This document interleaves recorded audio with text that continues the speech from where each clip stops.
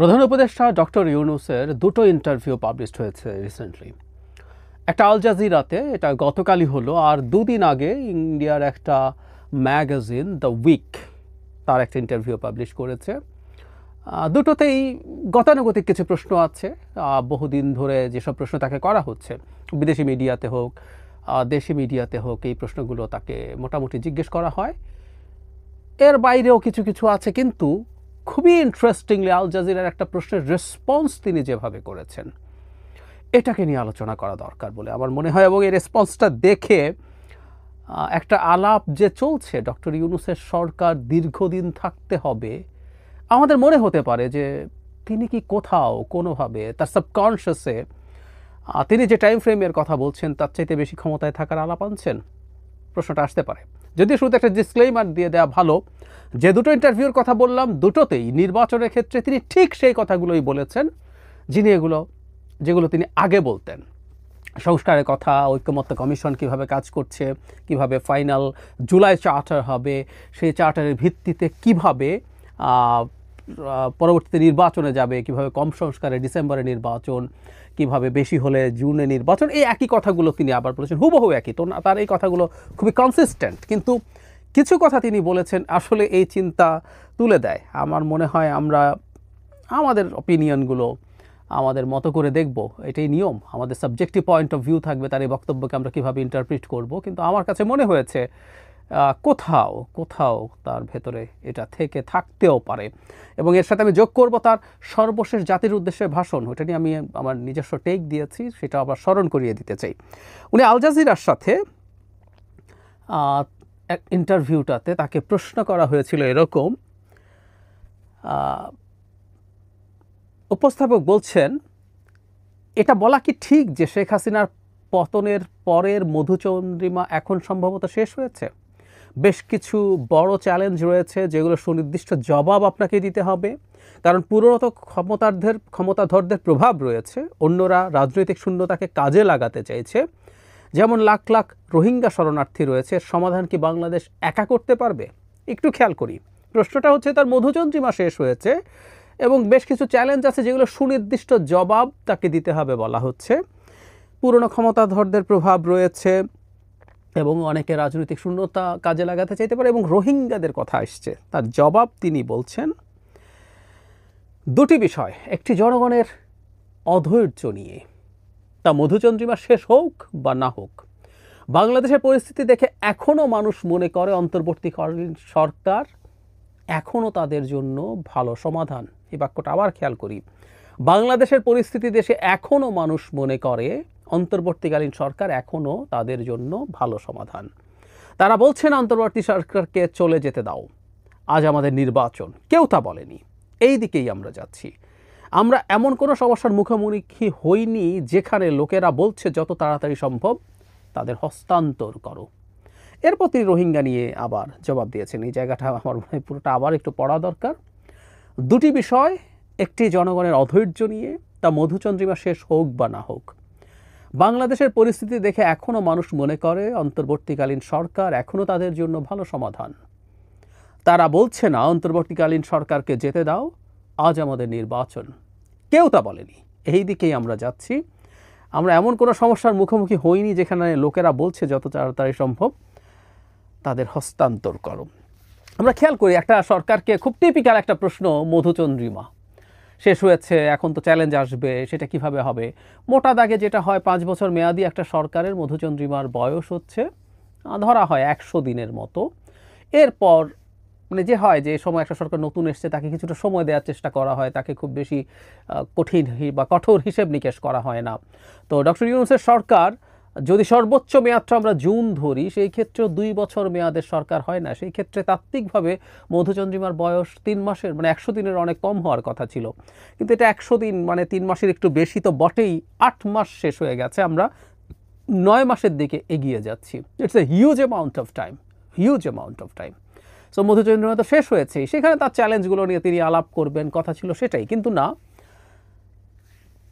বেশ খানিকটা ইররেলেভেন্টলি আমি বলবো তিনি এই কথাগুলো বলেছেন। মানে আমরা ডক্টর ইউনূসের ইন্টারভিউ যদি মন দিয়ে দেখি, আল জাজিরার এটার ভিডিও ইন্টারভিউ আছে, পুরো ইন্টারভিউটা দেখলাম, তারা তাদের ওয়েবসাইটেও আপলোড করেছে। আগেও দেখেছেন নিশ্চয়ই, মানে এই মানুষটা বাংলা ইংরেজি দুটো ভাষাতেই এত চমৎকার স্বচ্ছন্দ ইন্টারভিউ দেন। আমরা খুব বেশি মানুষ এরকম খুঁজে পাবো না যিনি এতটা স্বচ্ছন্দে কথা বলেন, এতটা চমৎকারভাবে, এতটা প্রাসঙ্গিকভাবে কনটেক্সটের মধ্যে কথা বলেন। সেই ডক্টর ইউনূস এমন একটা জবাব দিলেন যে জবাবটা আসলে আমি মনে করি না এই প্রশ্নের সাথে রেলেভেন্ট হয়েছে। ঠিক আছে, তার জায়গা থেকে যেটা বলার কথা ছিল হতেও পারতো, যে মধুচন্দ্রিমা শেষ হয়েছে, চ্যালেঞ্জ আছে, চ্যালেঞ্জগুলো তারা কিভাবে জবাব দেবেন সেগুলো তার সেই কৌশল, তার সেই পদক্ষেপ, সেগুলোই তো জবাবে আসার কথা ছিল। কিন্তু তিনি হঠাৎ করে বললেন এমন সবগুলো কথা যে জনগণ মনে করছে অন্তর্বর্তীকালীন সরকারই ভালো সমাধান এবং কেউ চাইছে না তারা এখনই চলে যাক। কেউ এখনই চলে যাক সেটা নিশ্চয়ই চাইছে না, কিন্তু এই যে সরকারের প্রতি জনগণের সমর্থন আছে, যেমন এই জায়গাটা বলি, আজ আমাদের নির্বাচন, কেউ তা বলেনি, এভাবে উনি বলছেন। এমন কোনো সমস্যার মুখোমুখি হয়নি যেখানে লোকেরা বলছে যত তাড়াতাড়ি সম্ভব তাদের হস্তান্তর, মানে ক্ষমতা হস্তান্তর করো। তার মানে কেউ নাকি এ ধরনের কথা বলছে না। তার মানে তিনি মনে করছেন এই দেশের জনগণ অন্তর্বর্তীকালীন সরকারকে ক্ষমতায় চাইছে এবং এটাই তাদের প্রধান সমাধান বলে মনে করছে।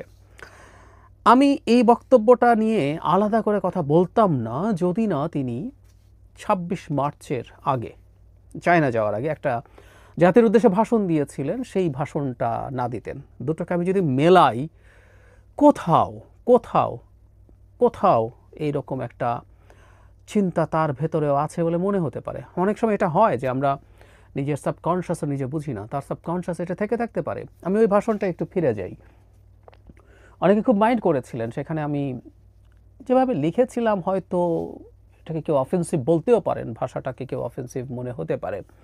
আমি বলেছিলাম যে তার ভাষণের যে কন্টেন্ট ছিল, সেই কন্টেন্টটা অনেক ক্ষেত্রে শেখ হাসিনা যেভাবে ভাষণ দেন সেরকম ছিল।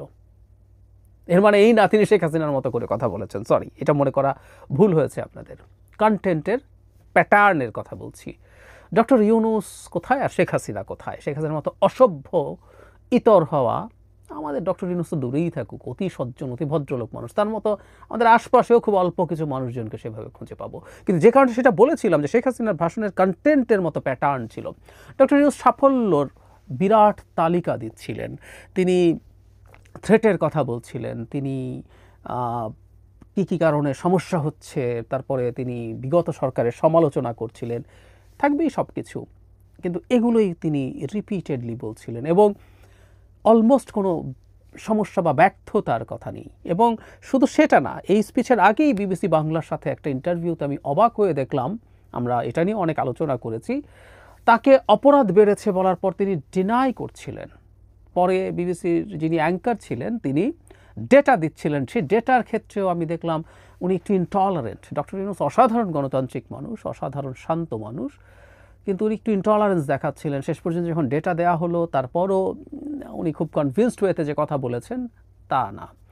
তার মানে যে কথাটা বলতে চাইছি আসলে, তিনি যখন এরকম অ্যাটিটিউড করলেন, পরে তিনি সাফল্যের কথা বারবার সামনে আনলেন। সাফল্য আসলে এইরকম সরকারের খুব বেশি ক্লেম করার দরকার নেই। এই সরকার সাফল্য ক্লেম কেন করবে? তার জায়গা থেকে এত দরকার নেই, আমি এটা বলতে চাইছি। অন্যরা বলুক, অন্যদের যে জায়গা থেকে আসুক, কীভাবে প্রত্যেক ক্ষেত্রে সফল হয়েছে, সেক্টর ধরে ধরে তিনি কথা বলেছেন। মানে আমি তখন বলেছিলাম সাফল্য নিয়ে অনেক বেশি ক্যাম্পেইন করে দুই রকম সরকার। যে সরকার ক্ষমতায় থাকতে চায় আইদার নির্বাচন দিয়ে অথবা নির্বাচন ছাড়া, প্রত্যেকেই সাফল্য নিয়ে কথা বলে। যে সরকার ফেয়ার নির্বাচন দিয়ে ক্ষমতায় থাকতে চায়, আবার সেই সরকার সাফল্যের কথা বলে সেটা দেখিয়ে ভোট চাওয়ার জন্য। আর যে সরকার নির্বাচন দিতে চায় না, হাসিনাও প্রচুর সাফল্যের ক্যাম্পেইন করতেন, বক্তৃতায় বলতেন, কারণ তিনি জনগণকে বলতেন দেখো আমি তোমাকে এত কিছু দিয়েছি, সুতরাং নির্বাচন যেমনই হোক না কেন তুমি মাথা ঘামিও না, তোমার জন্য আমি অনেক কিছু করছি, আমাকে ক্ষমতায় রাখো। দুটোর কোনোটাই এই সরকারের জন্য বিষয় না। এই সরকারের কাজ, তিনি একটা অন্তর্বর্তীকালীন সময়ে এসছেন, কতগুলো জরুরি কাজের এক্সপেকটেশন মানুষ তাদের কাছ থেকে করেছে, এটা একটা তো দুর্দান্ত করেছেন উনি, 100তে 100, আর সব জিরো হলেও কিছু আসে যায় না আমাদের। সেটা হচ্ছে আমাদের যে ঝড়ঝাপটায় আমরা পড়তাম হাসিনা পতনের পর, বিশেষ করে ভারতের দিক থেকে, সেটা ডক্টর ইউনূসের মতো বটগাছ ছিল বলেই সেই কাজটা দুর্দান্তভাবে হয়েছে। তিনি তার এই ইন্টারভিউগুলোতে ভারত বা শেখ হাসিনা ইস্যুতেও কথা বলেছেন, সেগুলো নিয়ে কথা বলবো পরে। এর বাইরে মানুষ চেয়েছে, মানুষ মানে সাধারণ মানুষ সবাই একটা জিনিস চেয়েছে, এটা আমি মানে জোর গলায় বলে দিতে পারি, আমার অনেক যোগাযোগ না থাকলেও সব মানুষের সাথে, সব শ্রেণী পেশার মানুষ আওয়ামী লীগের বিচার চেয়েছে, আওয়ামী লীগের লোকজনের বিভৎস অপরাধে, শুধু শেখ হাসিনার না, আর অনেকের, খুনের হলে খুনের বিচার, লুটপাট হলে লুটপাটের বিচার, সেই বিচারগুলো চেয়েছে। এগুলো অন্তত প্রসেস সিগনিফিক্যান্টলি ভিজিবলি শুরু হবে। এডুকেটেড একটা কনশাস মিডল ক্লাস গ্রুপ সংস্কার চেয়েছে, আমি জনগণ বলছি না, কিন্তু একটা বিশেষ শ্রেণী সংস্কার চেয়েছে, সেটাও তারা প্রসিড করবেন, ঠিক আছে, সেভাবে চলবে। কিন্তু আরও কে কী চেয়েছে জানি না, আমি একটা জিনিস চেয়েছিলাম যে তারা রুটিন কাজগুলো সুন্দর মতো করে করবে, এবং ওই রুটিন কাজগুলো সুন্দর মতো করার মাধ্যমে তারা কতগুলো বেঞ্চমার্ক তৈরি করবে, যে বেঞ্চমার্কগুলো আমরা পরবর্তী সরকারের সাথে মিলিয়ে নেব, ধরব। এই ছিল আমার জায়গা থেকে এই কয়েকটা কাজ করা। অনেক এখানে এই সফল হয়েছে, ওখানে ওই সফল হয়েছে, এবং সরকারের ভেতরের লোকজনও সরকারকে দুর্দান্ত সফল প্রমাণ করার চেষ্টা, এবং সরকারকে 5 বছর চাইছে এই কথাগুলো বলা, সরকার নির্বাচিত বলা, নানান ঢঙে সরকারের মধ্যে এবং সরকারের সাথে অ্যালাইনড লোকজন বলছে।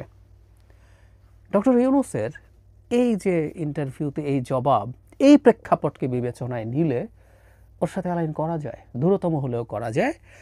আমি বলছি না যে খুব কনফিডেন্টলি আমরা এটা করে ফেলবো, কনফিডেন্টলি বলে ফেলবো, তারপর আমার মনে হয় এটাকে আমরা এভাবে দেখতে পারি। সো ডক্টর ইউনূস, যার বক্তব্যকে সবসময় আমরা মনে করেছি, আর যে যাই বলুক না কেন তিনি তার বক্তব্যে স্টিক করছেন, তিনি এই ইন্টারভিউতেও হুবহু একই বক্তব্য বলেছেন নির্বাচনের ব্যাপারে, বাট স্টিল তার সরকারকে জনগণ সমাধান মনে করছে, তারা চাইছে না তারা এখন যাক। এই বক্তব্যগুলোর মাধ্যমে ওই যে ফিসফাস আছে ভেতরে, আর কেউ কেউ তো খুব এক্সপ্লিসিটলি যা বলছেন, তার এক ধরনের রিফ্লেকশন হিসাবে দেখতেই পারি আমরা।